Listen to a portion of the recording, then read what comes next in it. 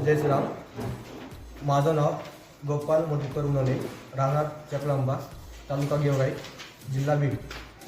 मी गोरक्षणाचं काम करतो व हिंदू धर्माचं कार्य करतो।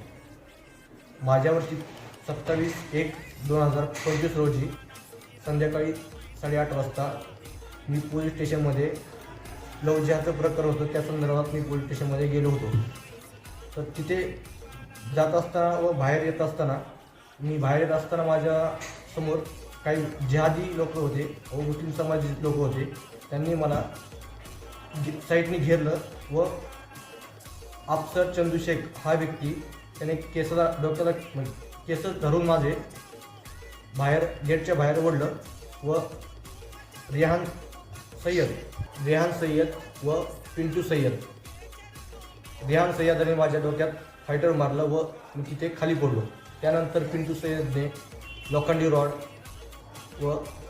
रॉडने खूप हाणमार केली। नंतर अफसर चंदू शेखने डोक्यात दगड मारताना मी तो हुकवला व माझ्या कमरेला लागला। नंतर त्याच 5-10 मिनिटांनंतर असलम कादरी हा व्यक्ती तिथून धाव घेताना बंदूक घेऊन आला व मला जीव मारून टाकील, तू जर हिंदू धर्माचं कार्य केलं, तू जर आमच्या लोकांना जर टार्गेट करत असाल, तुला आम्ही जीव मारून टाकू। ही माझी कळकळीची विनंती आहे हिंदू धर्मांना की आज ही वेळ माझ्यावर आहे, कदाचित ही वेळ तुमच्यावरही येईल।